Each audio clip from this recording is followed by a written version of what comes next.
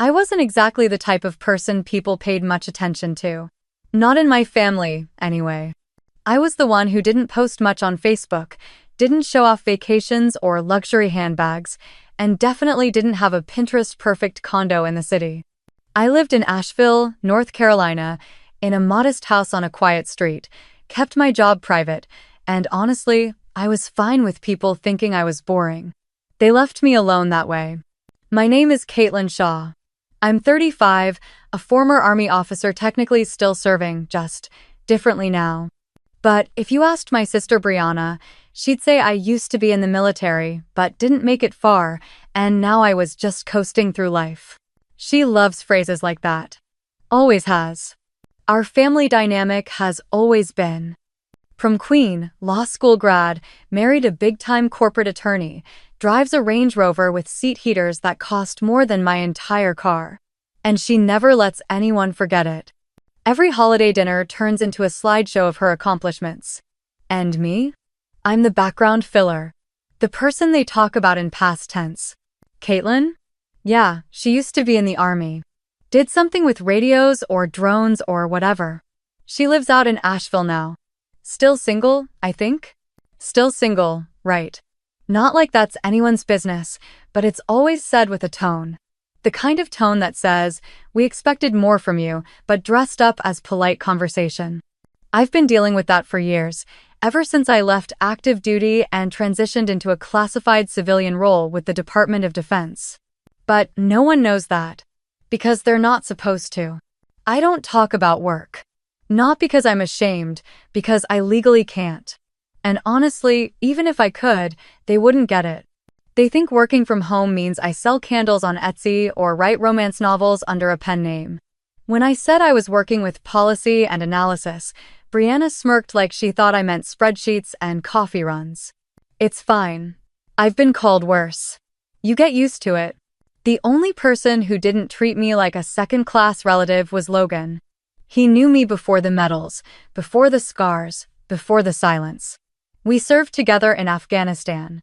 He was part of a field repair unit, the guy who kept machines alive in impossible conditions.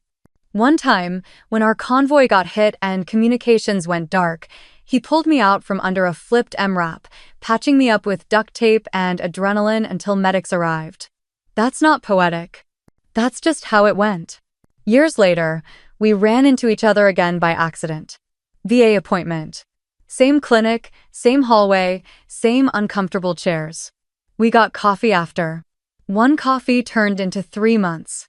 Then into a house, a dog, and eventually, a proposal. Nothing flashy. He asked over takeout while I was in sweats, and I said yes with soy sauce on my chin. We planned the wedding ourselves. No event planner, no curated Instagram board, just something small and honest. We rented out a little lodge in the Blue Ridge Mountains with a view that made even cynical people go quiet for a second. We invited everyone. Most RSVP'd, but not all. Some of Brianna's friends sent back, can't attend, but congrats, with zero intention of ever showing up. They saw the guest list and realized there wouldn't be a 5-course plated dinner or a string quartet flown in from New York. Brianna made it clear she thought the whole thing was beneath me. Which was funny, considering she never thought I was above anything in the first place. She called me one night before the wedding and said, "Are you sure about this? I mean, Logan seems sweet, but you're really going to marry a guy who fixes planes? Like, that's the plan?" I told her, yes. That is the plan. She sighed, like I just told her I joined a pyramid scheme. Okay, just don't expect me to clean up the mess later. Then she hung up. People like her don't just disapprove quietly. They need an audience. A wedding, for example, is the perfect stage. And, by the way, if you've ever had someone in your family try to talk down to you like you don't matter, drop a comment. I promise, you're not the only one. And hit subscribe if you enjoy a good, slow-burn revenge story where no one sees it coming. Asterisk, asterisk. My mom didn't say much in the weeks leading up to the wedding. She's learned to stay out of the line of fire between me and Brianna. But I could tell she didn't understand why I wouldn't let Brianna help plan things. She just wants what's best for you. My mom said once, which is what people say when they don't want to admit someone's actually just mean. She's just very practical. Sure, Mom. Practical like a buzzsaw. Logan and I kept everything low-key. Our ceremony would be short, the food simple, the guest list full of real Planot curated connections. And that was the point. No one was coming to be impressed. They were coming to support us. But that's the thing about people like Brianna. They don't show up to support, they show up to judge. And the problem is, when you live quietly for too long, people start to forget you're the one holding everything together. I picked up the wedding programs from the print shop and saw Brianna's name printed next to Maid of Honor. I almost laughed out loud. We'd kept her in that role just for appearances, even though she hadn't lifted a finger to help. Not a call, not a text, not a single question about what I needed. But if her name didn't appear in bold next to mine, she'd have accused me of cutting her out and turned it into another family PR crisis. So, there she was, honorary title, zero effort. Brianna's always had a thing for optics. The right angle, the perfect filter, the well-timed update about her life. Everything she touches has to sparkle, and if it doesn't, she makes sure no one sees it. She was the golden child, born to be the center of attention. She was the type to run for class president just to pad her college application and win. Not because people liked her, but because she knew how to sell herself. She could smile at your face while quietly disassembling your confidence one comment at a time. I was the quiet one. The observer. The kid teachers liked but forgot. I never minded that until Brianna made it very clear that being invisible meant being irrelevant.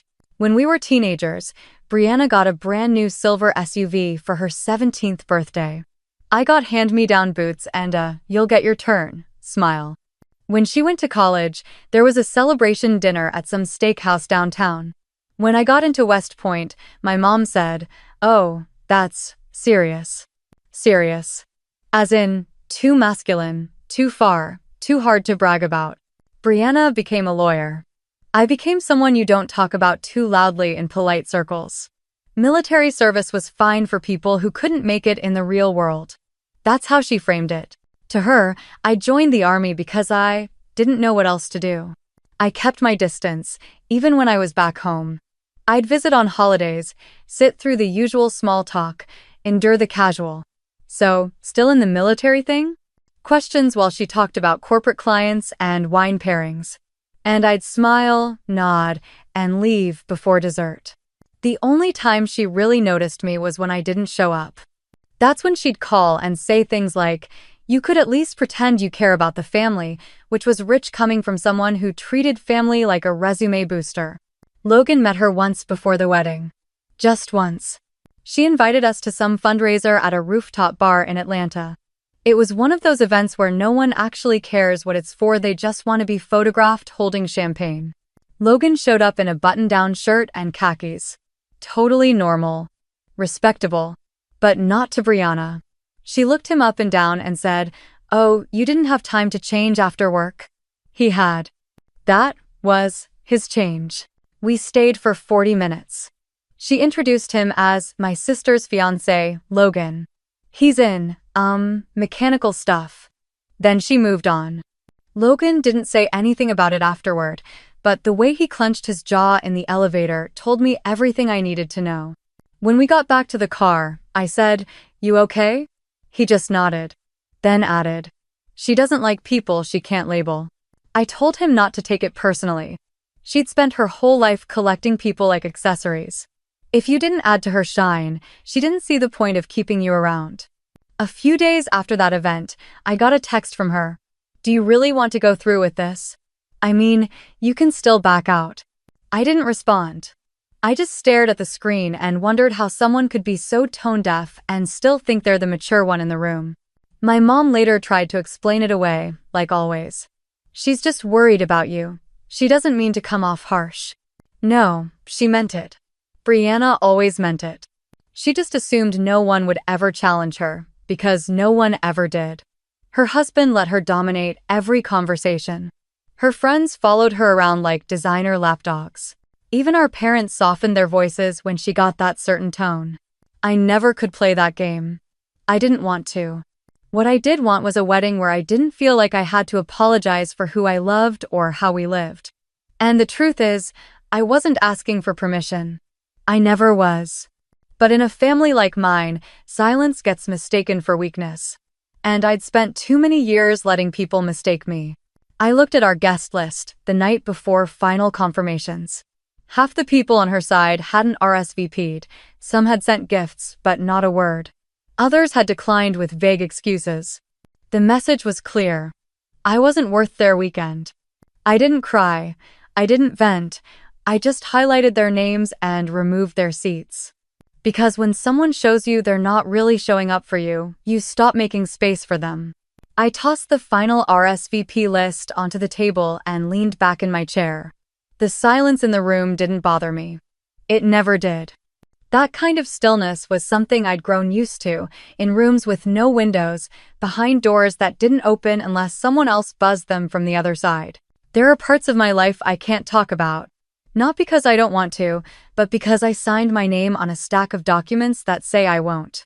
And even if I could talk about it, most people wouldn't believe me.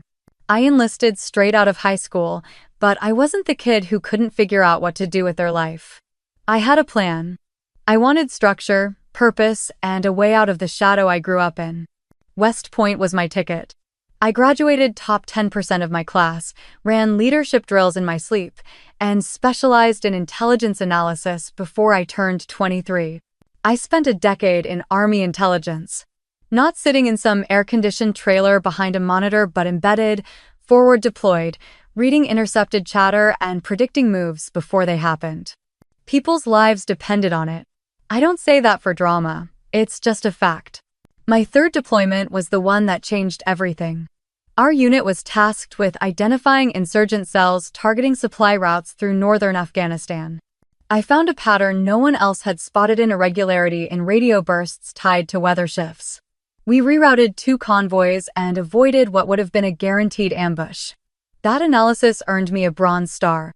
It also earned me a new assignment black badge, unmarked building, no last names. After that, I wasn't Caitlin anymore. I was just another person in a room full of people who didn't talk about where they came from.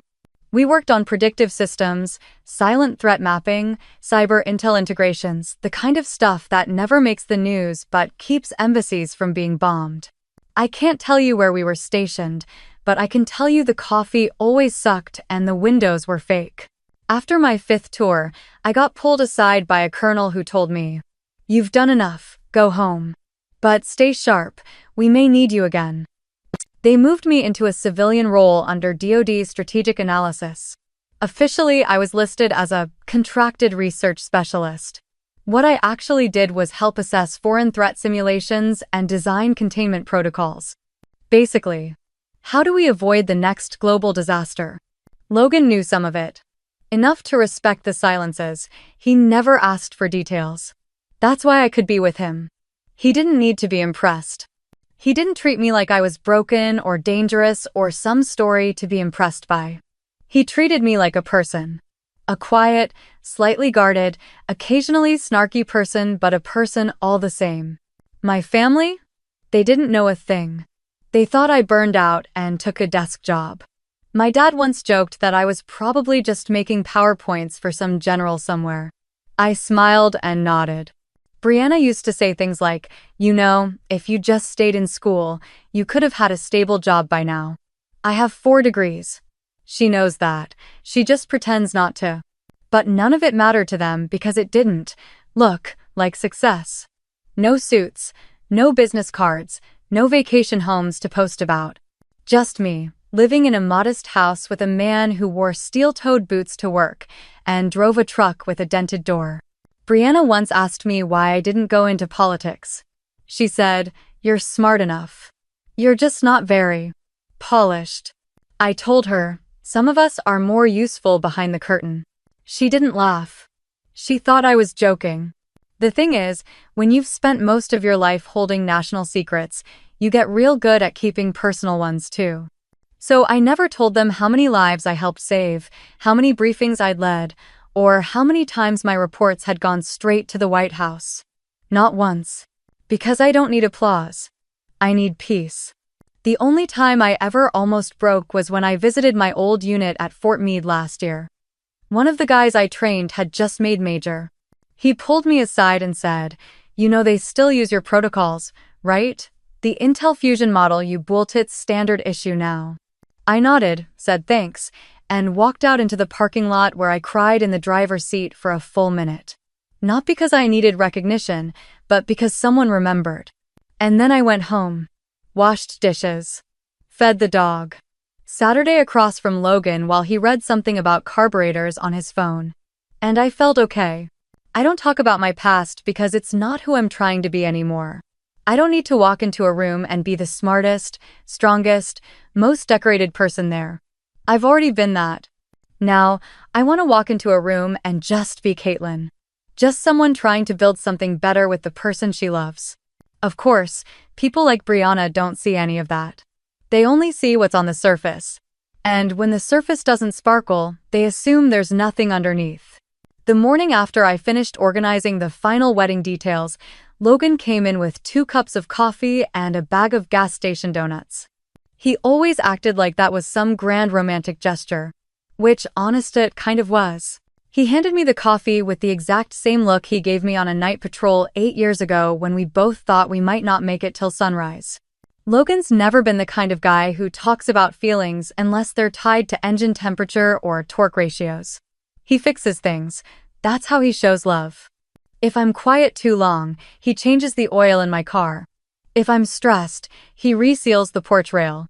When I broke down after a hard day last winter, he didn't say a word, he just made soup, handed me a spoon, and sat down next to me until I was ready to breathe again. To Brianna, he's just a mechanic. She said it like a punchline. What she doesn't know and will probably never care to ask us that Logan Miller used to be Staff Sergeant Miller, U.S. Army Combat Support. He ran maintenance under live fire. In a sandstorm, with half his tools lost and a Humvee flipped on its side, he improvised a repair using part of a jerry can and 2 belts. That repair got a squad of wounded soldiers, including me, out of an ambush kill zone. He didn't brag. He never filed a commendation. He just said, that's what needed to be done. I didn't fall for him because of the hero stuff. I fell for him because the first time I invited him over for dinner, he walked my old Beagle without being asked, then offered to fix the dripping faucet. I'd been engaged before, briefly, to someone who wore cufflinks and knew wine pairings but treated my work like a conversation stopper. Logan didn't do that. He listened. And when he didn't understand, he didn't pretend to, just said, "Okay, tell me what you need."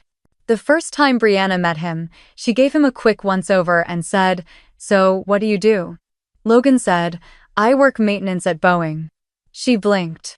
"Oh, so like, planes?" He nodded. She smiled like someone who just found out the wine was boxed, then pivoted away mid-sentence. After that, she told my mom, "I just hope Caitlin isn't settling because she's tired of waiting." My mom tried to spin it as concern. "She's just worried. Logan's a nice guy, but he's not really what people expect for you." What people? Her country club crowd? The family friends who only remembered my name when I came home in uniform? Logan's not what people expect because he doesn't pretend. He doesn't show off, doesn't name drop, doesn't care about appearances. And yeah, he works with his hands. He smells like grease sometimes. His fingernails are always half-stained with machine oil. But he's honest. And steady. And when everything else feels like it's falling apart, he's the guy who keeps standing still. When we were planning the wedding, he didn't push for anything fancy. He said, "I want something that feels like us, not like a magazine shoot, just real. Real." So, we picked a mountain lodge with wood beams, big windows, and no cell service.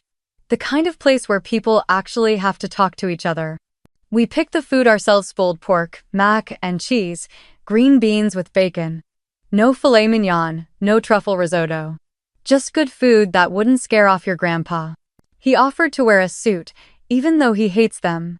He tried on 6, picked the one I smiled at the most, and didn't ask about price. I knew he didn't love how he looked in it, but he wore it anyway. For me. Sometimes, I catch him watching me when he thinks I'm not looking. Not in a creepy way, just quiet. Like he still can't believe I'm here. I know that look because I give it to him too. There's a kind of love that doesn't need fireworks or Facebook albums. It's the kind that remembers how you like your eggs without asking. That refills your windshield wiper fluid without being told. That doesn't flinch when your past starts leaking out in the middle of a normal Tuesday. I once had a nightmare so bad I punched the nightstand and gave myself a bruise. Logan didn't wake me up with questions. He just turned on the hallway light and handed me a cold pack wrapped in a dish towel. Then he sat with me in silence until I could breathe normally again. After that, he added a dimmer switch to the bedroom light so I could sleep with it low. He never said why. He didn't have to. Logan's not impressive by Brianna's standards. But he's the reason I get up in the morning and don't feel like I'm dragging an anchor behind me. He makes my life feel like something I actually want to live and not just survive. That's the part people like my sister will never understand. She married a man who brings contracts to bed. I'm marrying a man who once carried me through a fire zone and never talked about it again. There's a difference. And it matters. I sent the last batch of wedding invites 2 months ahead, complete with handwritten notes to the older relatives out of respect, even though I knew half of them would roll their eyes and toss them in the mail pile next to grocery coupons. I wasn't expecting tears of joy, but I also wasn't expecting the kind of responses I got. Aunt Doreen, who once cried when Brianna got into Emory Law, sent back her RSVP card with, "Sorry, won't be able to attend, best of luck," scribbled next to a passive-aggressive smiley face. No reason. No call. Just a signature that felt more like a stamp of disapproval than a regret. Uncle Mark called to ask, "Are y'all doing like a backyard thing? I heard it's gonna be casual." The way he said, casual, sounded like he was referring to a potluck funeral. When I told him yes, we were keeping it simple, he muttered something about times changing and then said he and his wife might not make the drive if the weather's weird. They live 45 minutes away. Brianna, of course, acted like she was doing me a favor just by showing up. "You're lucky I moved some things around," she said over the phone, like she was clearing her Supreme Court schedule. "Our firm has a merger we're preparing for, and Michael's arguing 2 high-profile cases this month, but we'll make it work."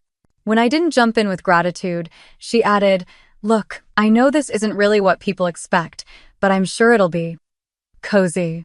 Cozy. Asterisk. That word again. People keep using it like it's a compliment, when what they really mean is small, underwhelming, and probably awkward. I didn't tell her that Michael, her high-powered husband, was recently in the local business section under conflict of interest allegations tied to a defense contractor. I figured if she didn't bring it up, I wouldn't either. We had enough going on. Logan and I were working double time to keep everything on track. We cut down our guest list, updated the catering headcount, and got a final quote from the florist that was somehow less than what Brianna spent on a centerpiece at her engagement party. I considered that a win. Then came the text. It was from a cousin I hadn't spoken to in a while. She wrote, "Hey, just a heads up, Brianna called me last week. She said your wedding's going to be a lot more low-key than people realize, and that if I had other commitments, I shouldn't feel bad skipping it. Thought you should know." I stared at the message for a full minute. Brianna hadn't even bothered to hide it. She was actively dissuading people from coming. And here I was, still including her name in the program, still putting her in the maid of honor slot like this was some sisterly bond instead of a cold war with centerpieces and seating charts. I didn't reply to the cousin. What was there to say? Thanks for letting me know my own sister thinks my wedding's not worth her friend's time. Instead, I poured a drink and sat out back with Logan. I didn't cry, I was past that. But I told him what happened, and he just shook his head and said, "You don't need any of them." He wasn't wrong. But it still stung. Not because I wanted validation. Because I was tired of the hypocrisy. Brianna could throw a $60,000 wedding with a string quartet and imported champagne and get praised for her elegance. I try to host something real and grounded, and I get treated like I'm inviting people to a picnic behind a gas station. It wasn't about the money. It was about the fact that people like her believe meaning comes from cost. That the more expensive something is, the more legitimate it becomes. She judged my wedding the same way she judged my job, my house, my relationship by how well it could be displayed on a curated Instagram story.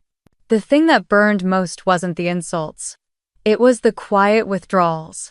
The people who smiled when I invited them, nodded politely, and then faded out with generic excuses. Some of them I'd known since childhood, people I once sent care packages to while deployed overseas, people I'd comforted at funerals, people who hugged me every Christmas and told me I was so strong. Apparently, strength only counts if it's dressed up and photogenic. But I wasn't angry. Not exactly, just clear. Clear on who was real and who wasn't. Who saw me for who I was, and who only valued me when I could fit into their idea of acceptable. I went back inside, grabbed a red pen, and started slashing names off the seating chart. Not in rage. Not in bitterness. Just with the calm of someone finally done pretending. I pulled the garment bag out of the closet and zipped it open with a quiet breath I didn't realize I'd been holding. The dress wasn't extravagant, no Swarovski crystals, no cathedral-length train. It was soft, structured, understated. A fitted bodice, square neckline, silk crepe that moved like water when I walked. I'd picked it for the way it felt, not the way it looked. That's how I do most things. Brianna insisted on coming to the final fitting. Not because she cared, but because she wanted to see for herself.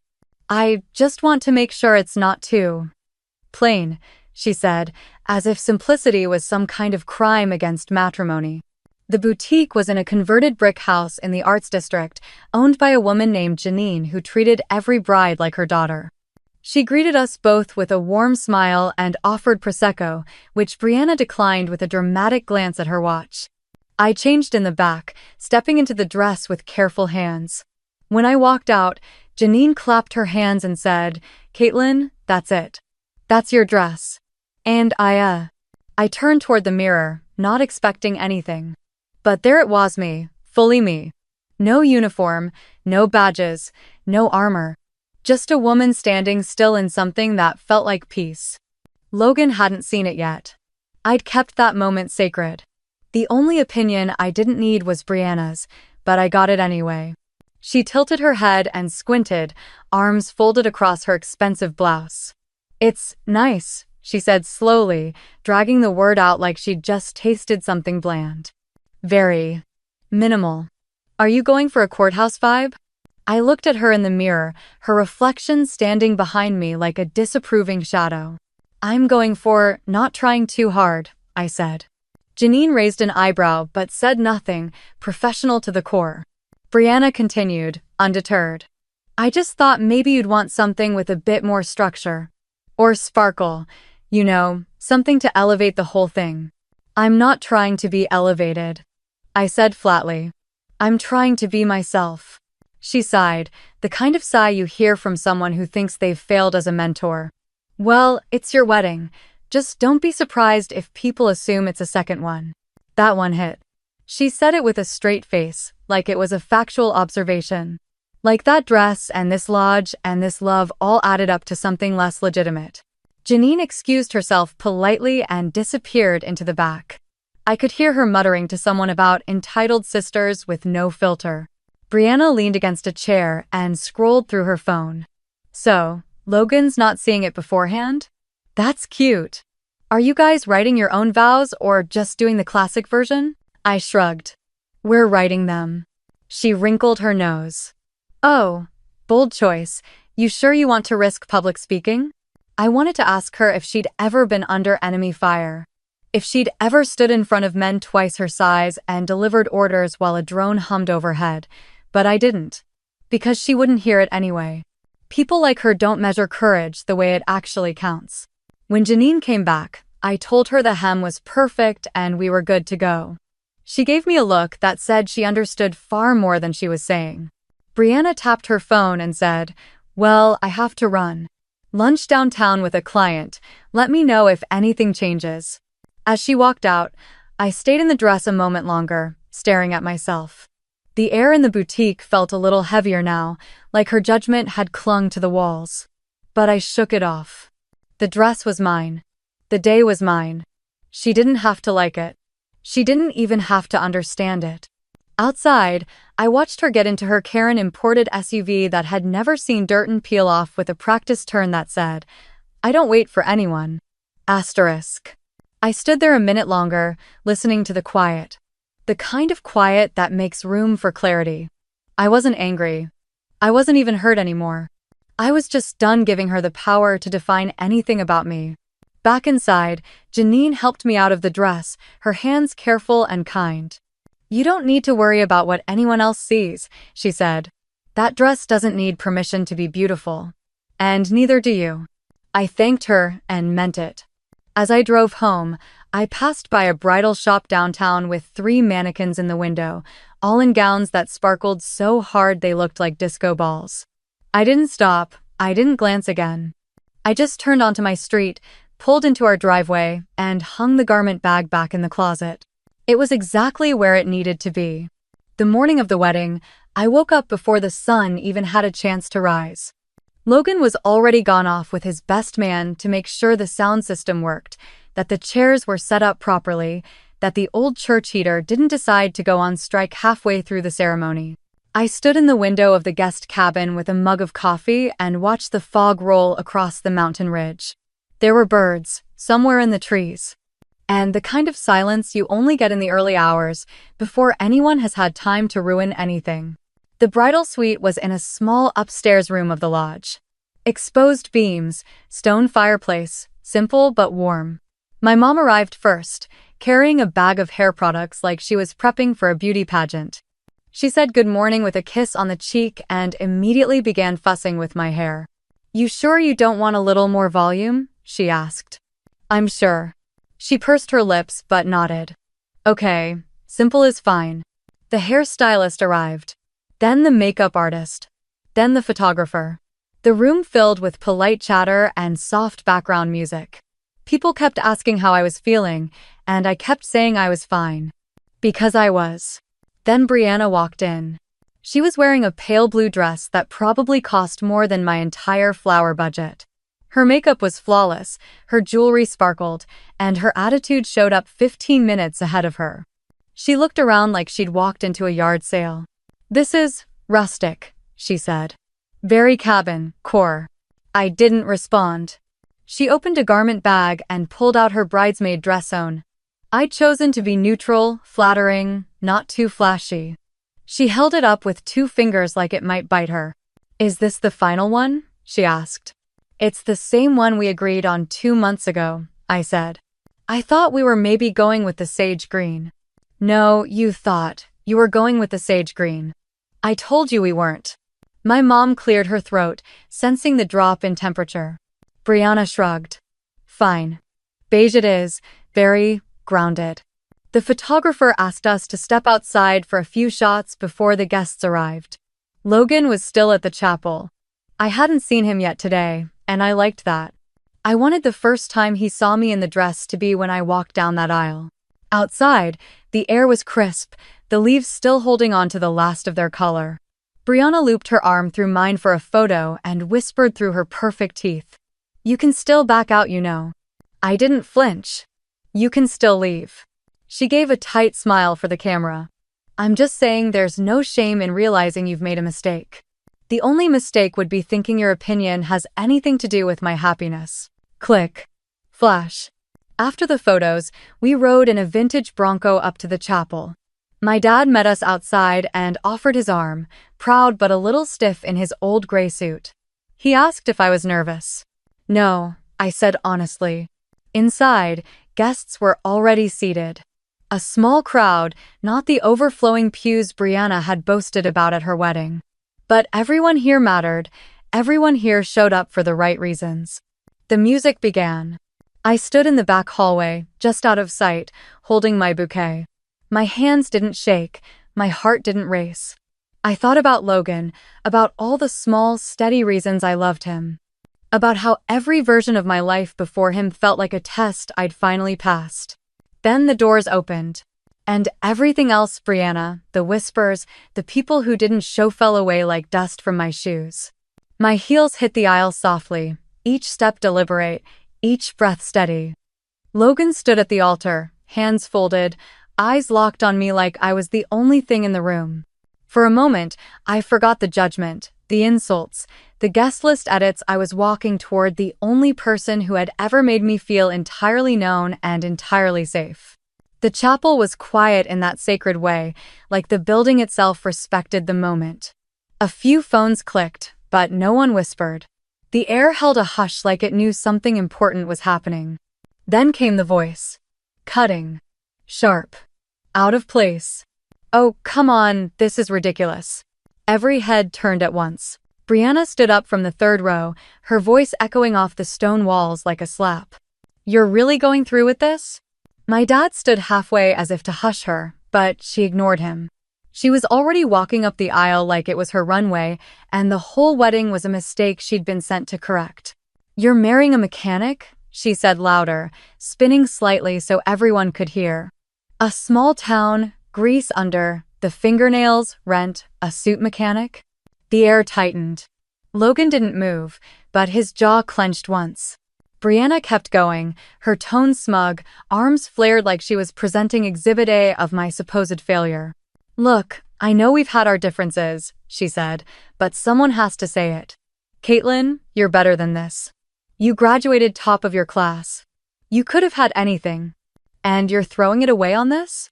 She gestured broadly toward Logan, like he wasn't even standing there with eyes and ears, and a spine that had been through hell and back. You're throwing it away on a man who probably makes what? 50 grand a year, maybe? Someone coughed in the back. Not a laugh. Just discomfort trying to escape a throat. I glanced at Logan. He didn't break eye contact. Just stood calm, solid, like the anchor he's always been. I could see the fury bubbling under his quiet, but he didn't give her the satisfaction of reacting. Brianna turned back to me, tone shifting into performative sadness. I'm not trying to ruin your day. But someone has to say it. This is beneath you. And if you don't see that now, you will. You'll be stuck in some tiny apartment, clipping coupons while he changes brake pads. My mom gasped. My aunt put her hand to her mouth. And me? I smiled. It wasn't a smile of gratitude. It wasn't kind. It was the kind of smile you give someone who just handed you the exact leverage you've been waiting for your whole life. Logan leaned toward me slightly and whispered. We could tell her. I shook my head, never breaking my smile. Not yet. Brianna exhaled dramatically and turned to walk out. Her heels clicked down the stone aisle, the sound practically applauding her departure. She didn't even make it to the doors before muttering loud enough for everyone to hear, pathetic. The minister hesitated, clearly unsure what to do. I looked at him and nodded once. Shall we continue? He asked. Yes, I said. Let's. And just like that, the ceremony resumed. No one clapped when she left. No one laughed. No one needed to. Because in that moment, Brianna told everyone exactly who she was and exactly who we weren't. The vows were steady. The ring slipped on without a hitch. Logan's hand was warm in mine, steady and grounded. When he said, I do, it wasn't a performance, it was a promise. We kissed. We smiled for the photos. And outside, guests began walking to their cars, still whispering about what had just happened. She really did that? I heard someone ask behind me. Who says things like that? Another replied. They weren't talking about me. Back inside, Logan helped me out of my heels. He handed me a pair of sneakers I'd packed in secret. I laughed and leaned my head on his shoulder. You okay? He asked. I nodded. She just made what's about to happen even better. He grinned. Ready for Act 2? I've never been more ready. The car ride to the reception was calm. Too calm, given the chaos that had just gone down inside the chapel. But Logan and I weren't rattled. If anything, we were both holding back laughter. She said coupon clipping, I murmured, half chuckling, leaning my head on his shoulder as the vintage car moved up the mountain road. Like we're one step away from boiling ramen on a hot plate. Logan smirked, eyes on the winding turns ahead. And here I thought I had to tell my boss I couldn't afford the gas for our private plane. I shook my head and smiled into the silence. There had been moments before the wedding where I thought about pulling Brianna aside, telling her, just laying it out. The rank, the record, the Bronze Star, the classified commendation letters. My role in 3 successful counterintel ops that she'd unknowingly read about in the news. I could have named every bit of it, but I didn't. Because if someone only respects you when you wave credentials in their face, that respect is worthless. And Brianna's entire framework for value was built on things she could brag about at dinner parties. Letting her believe I was some sad little small-town teacher about to marry a grease-stained mechanic wasn't weakness, it was strategy. There's a kind of control in letting people underestimate you reveals who they are without you ever needing to speak. We pulled up to the restaurant, and the Valatan older man in a sharp blazer immediately stepped forward and addressed Logan by name.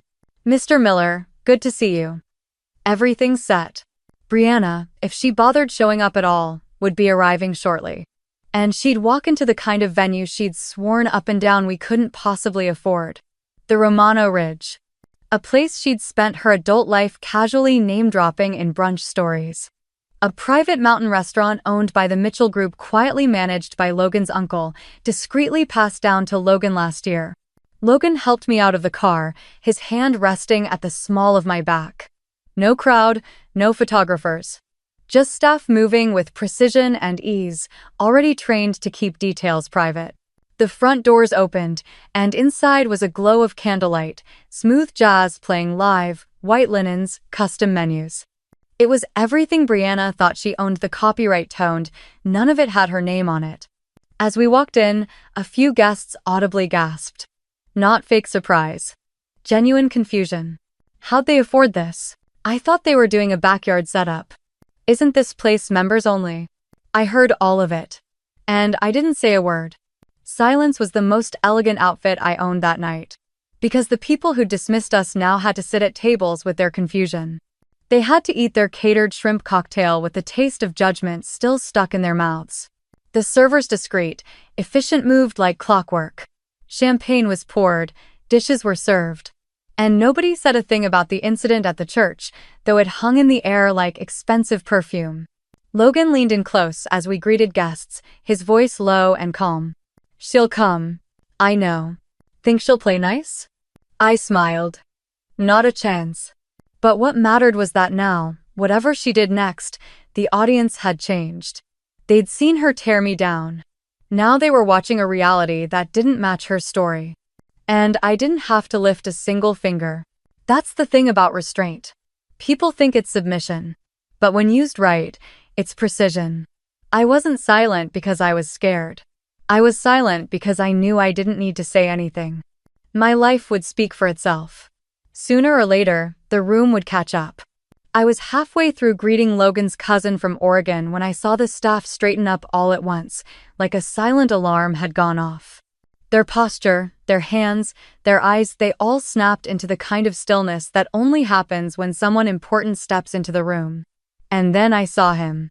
Major General Warren Halbrook. Retired, but still carrying enough weight in his name to turn heads in any room in the country, military or civilian. He didn't walk, he arrived. Crisp navy blue suit, polished shoes. That weathered face I'd seen command battlefields and Senate hearings with the same quiet authority. He was the man who once said I had the sharpest instincts he'd ever seen under fire. And he was also the man who'd watched me drag 2 wounded soldiers out of a shelled barracks while half of command froze. And now, here he was. At my wedding.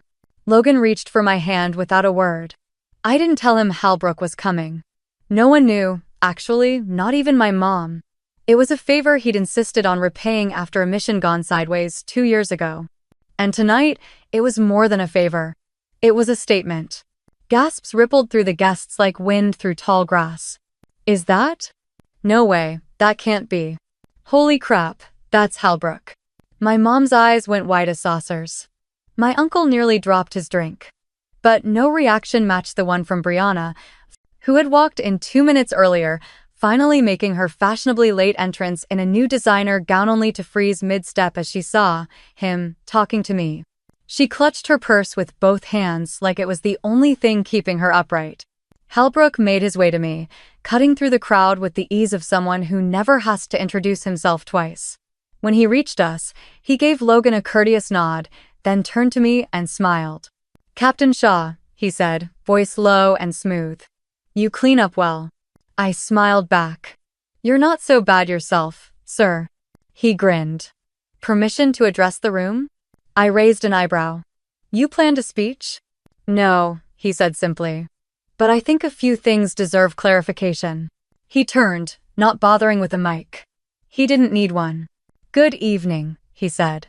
Some of you may know me, many of you may not. My name is Warren Halbrook. I served in the United States Army for 36 years. I've had the honor of working alongside many great men and women. One of the best of them is standing behind me. He paused. You could have heard a champagne bubble burst. Caitlin Shaw served under my command in multiple joint force operations overseas. Her work saved lives, dozens of them.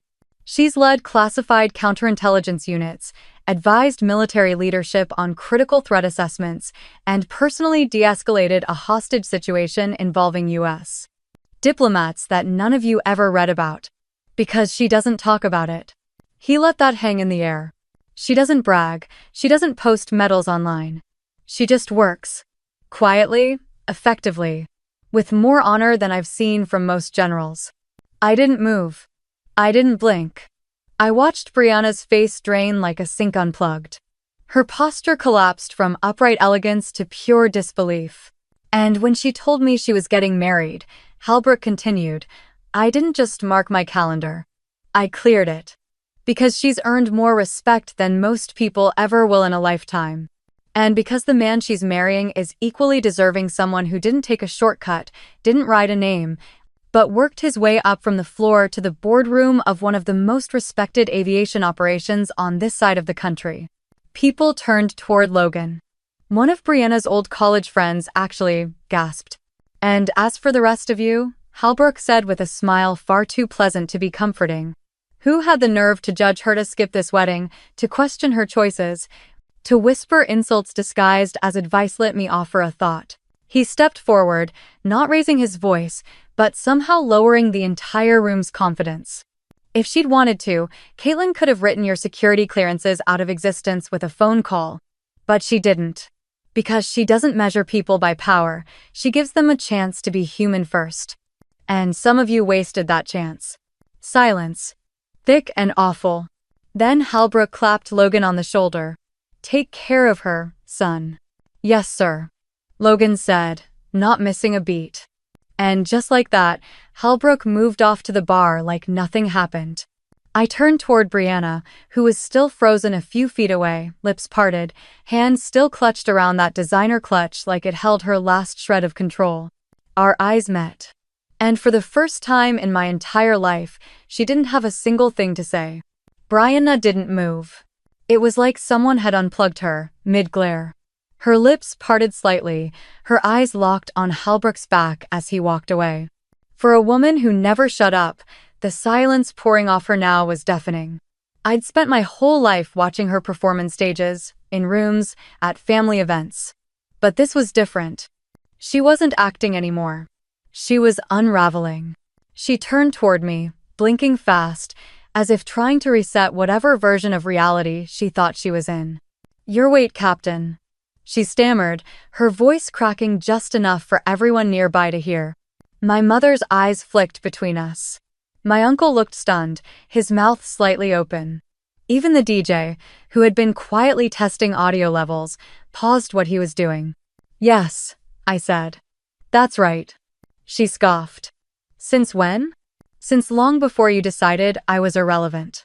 She shook her head, grabbing a flute of champagne from a passing tray like she needed something to hold. Her hand trembled, and she spilled a bit of it on her wrist. You never said anything. You never asked, I replied. That was the truth. She never asked me what I did, what I cared about, what I believed in. She just filled in the blanks with her own assumptions and handed me a role I never auditioned for, quiet, boring sister in the background. Logan stepped beside me, watching her with a quiet kind of pity that felt almost generous. You should sit down, he told her gently. But Brianna wasn't ready to sit, she was ready to flail. You let me humiliate myself, she said, voice rising. You let me say all that crap in the church. I didn't let you do anything, I said flatly. You did that all on your own. You could have told me. I crossed my arms. Would it have changed the way you spoke to me, to Logan? The way you talked to our family about us? Or would you have just pretended to be nice to save face? That hit her harder than I expected. Her face fell not in dramatic collapse, but in that small, quiet way that happens when someone realizes they've run out of cards. The guests didn't need to whisper anymore. They were all watching. She had thrown her tantrum in public, and now the truth was unwrapping itself in real time, like a reverse magic trick she couldn't stop. Antonio Mitchell, Logan's uncle and head of the Mitchell Group, walked up behind her and gently placed a hand on her shoulder. "You called my nephew a mechanic," he said softly. I was standing near the back. I heard every word. Brianna turned slowly, her mouth opening like she might protest. "He's one of the few people I trust to run my business," Antonio continued. "He didn't just inherit a name, he earned a seat at the table. From scratch, and you dismissed him like a valet." Brianna blinked at him, lips trembling. "I didn't know." Antonio smiled without warmth. "That's the point." She stepped back, stumbling slightly in her heels. Her perfect posture had collapsed. Her tone, normally precise and self-assured, was now warped with something dangerously close to shame. "I thought you were just a..." She trailed off, eyes back on me. "Just a what?" I asked. She looked down.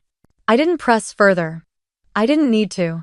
She turned and walked away, only this time, it wasn't theatrical. She didn't storm off with heels clicking or toss her hair for effect. She simply drifted to the far end of the room and sat at an empty table. Alone. For a while, no one approached her. Guests made small talk again. Servers resumed circulating. The music kicked back in, this time softer, smoother. Logan and I took pictures. My mom hugged me and whispered something about how proud she was. My dad shook Logan's hand like he'd just been given a second son. And Brianna?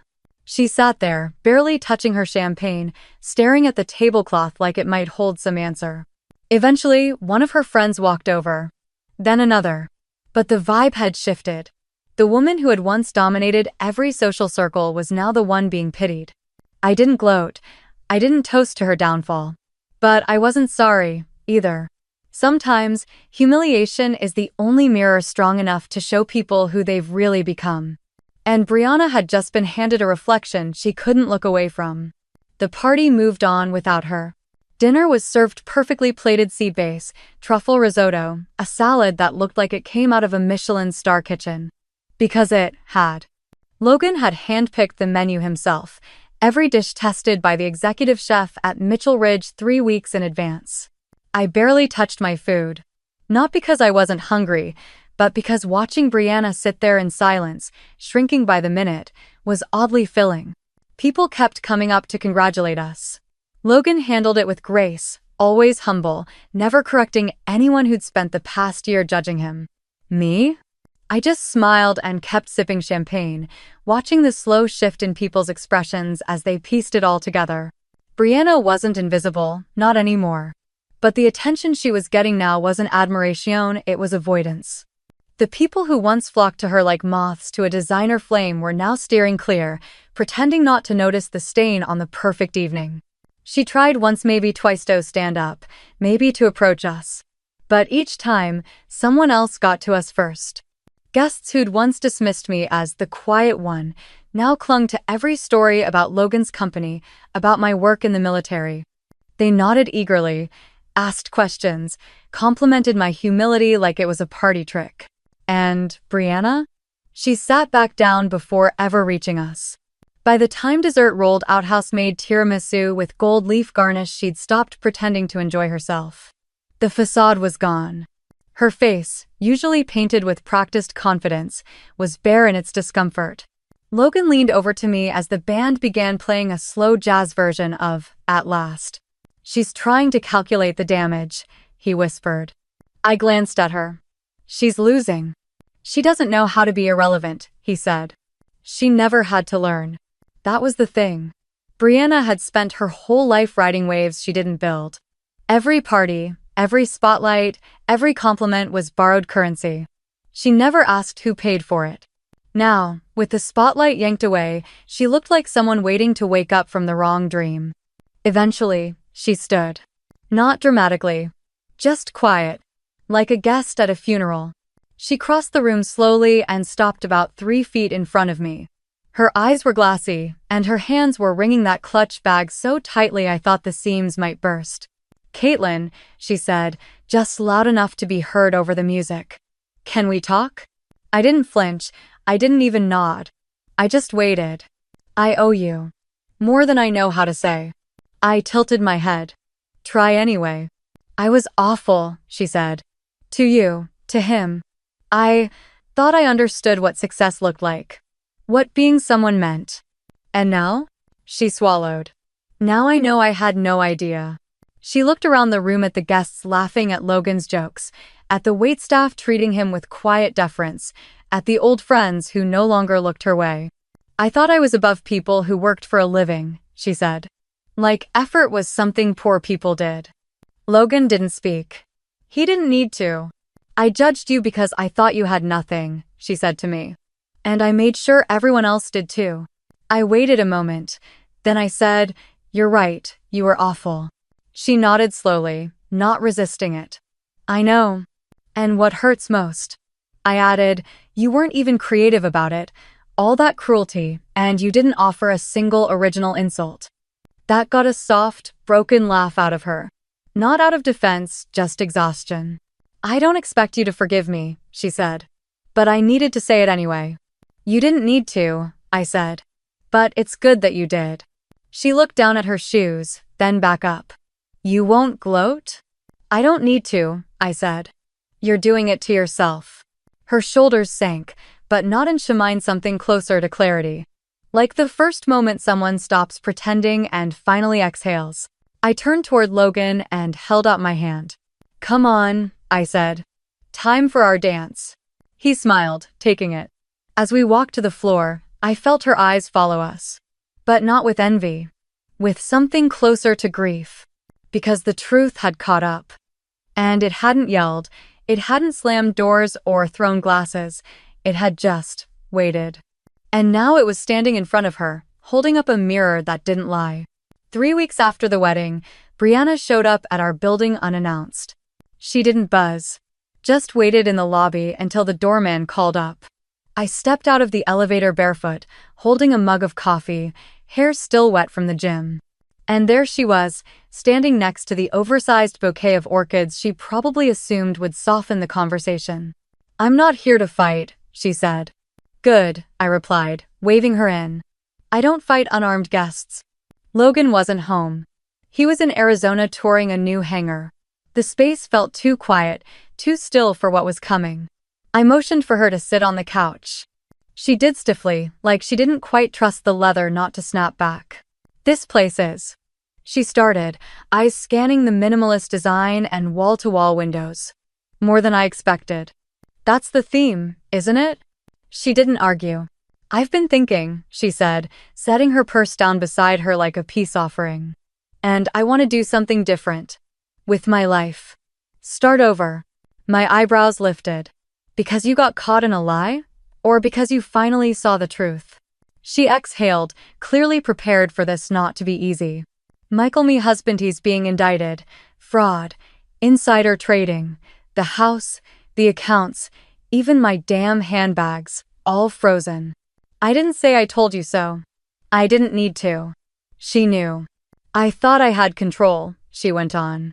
"Turns out I was just renting confidence." She paused, looking at her reflection in the black surface of the coffee table. "I need help." Those 3 words didn't sound natural coming out of her mouth. They sounded like a new language she was forcing herself to speak. I leaned back in the chair, sipping my coffee. "So you came to me. After everything." She looked up. "Because you were right. About all of it. And I'm finally ready to learn what you've known this whole time." "What is it you think I know?" "That worth isn't what you flaunt. It's what you prove." That, at least, was a start. I stood and walked to the kitchen. Opened a drawer. Pulled out a small key with a white tag on it. "There's an apartment above one of the Mitchell cafes, in Cambridge." It's not fancy, but it's clean and private. She blinked. You're offering me a place to live? Not just that, I said. I'm offering you a job. She squinted. In the office? I let out a short laugh. In the kitchen. She recoiled slightly. You want me to cook? I want you to start from the bottom. The same way Logan did. The same way I did. I don't know how to wait tables. You'll learn. She stared at me, the reflexive pride still fighting for air. And if I say no? Then you walk out with exactly what you came in with, regret and a purse full of bounced checks. She didn't answer right away. Finally, she took the key, turned it over in her hand. And if I say yes? Then you get a chance to rebuild something real. Slowly. Honestly. The silence between us was thick, but not angry. Just unfamiliar. Okay, she said softly. I'll do it. I nodded. You'll hate it at first. You'll mess up orders, you'll get yelled at, and your feet will hurt like hell. She gave a dry smile. Sounds about right. But if you stick it out, if you actually show up day after day, you'll be surprised by how much you respect yourself on the other side. She looked around the room again. Not admiring it, not coveting it, just absorbing that it existed. That I had built this life, piece by piece, without needing to scream for approval. As she stood to leave, she asked one last question. Why help me at all? After everything I said and did? Because revenge is cheap, I said. But a good lesson? That lasts forever. And as she walked out, key in hand, I didn't feel triumphant. I just felt clear. Because this wasn't about putting her in her place. It was about giving her a new one she'd have to earn, one shift at a time. Brianna showed up to her first shift in ballet flats. They were beige, patent leather, still a little shiny. Not designed for 12-hour days on concrete tile floors. By hour 5, she had taken them off twice in the break room, massaging her arches like she was in a hostage situation. By hour 7, she was limping. But she didn't leave. She dropped a tray on day 2, 3 waters, 1 Coke, shattered glass. She froze like a deer, waiting for someone to laugh or bark at her. Nobody did.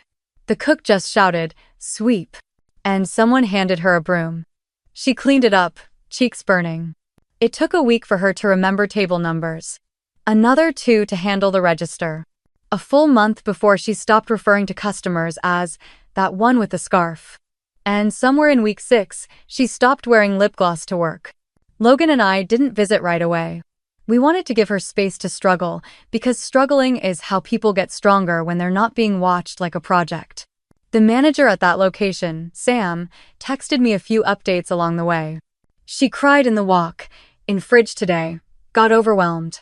She just broke up a fight between 2 dishwashers, surprisingly diplomatic.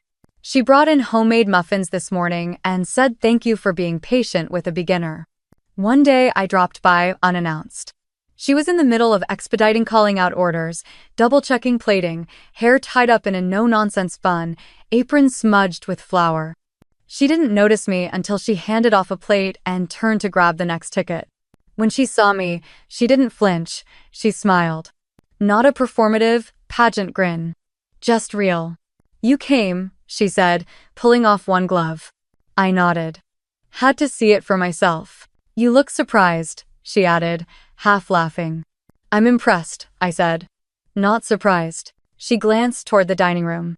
I actually like it. It's real. Nobody cares what bag I carried in, they just care if their sandwich shows up on time. You've changed. She didn't deflect that. She didn't joke or self-deprecate. She just said, yeah. I know. Over the next few months, she worked her way up. She didn't skip steps. She didn't ask for shortcuts. She earned it. When the current manager got promoted to a new location in Chicago, Logan and I made the offer. You've done every job here, he told her. The team respects you. You've got a shot, if you want it. Brianna's eyes widened. Not with entitlement, but with disbelief that anyone could trust her with something that mattered. You'd let me run this place? She asked. Only if you think you're ready, I said. She nodded, slowly. I want it. I want to keep earning it. So she did. 6 months later, she wore a Mitchell uniform to a family reunion. Dark gray shirt, black slacks, embroidered name tag.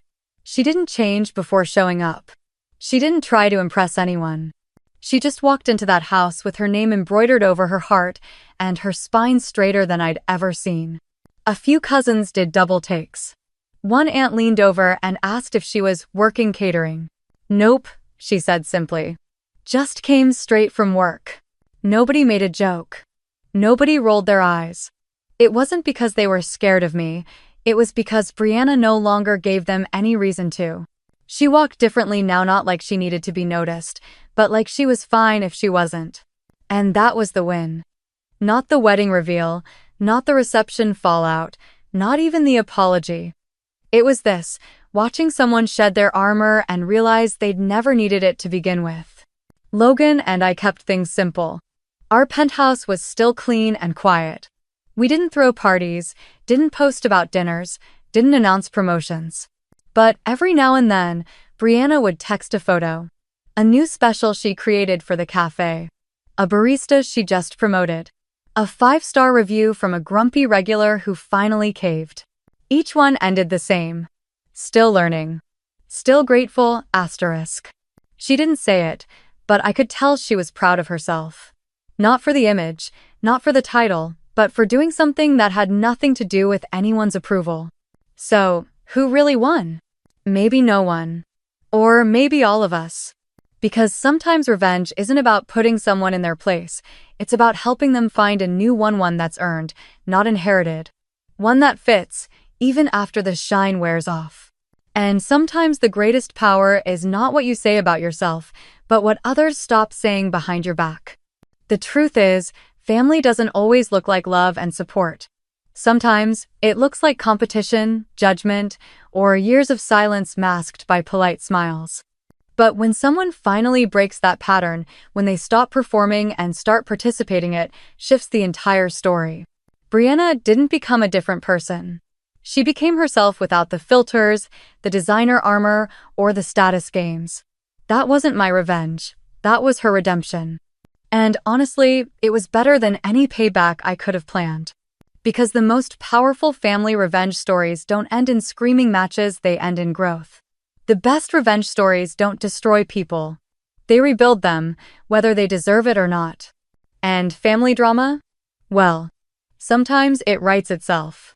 If you've ever been underestimated, judged by your last name, or written off by someone who never really knew you, then you know exactly how it feels. And if you love stories where the quiet one finally gets the last word, hit that subscribe button now. This is the place for unapologetic truths, well-earned victories, and real-life revenge with a purpose.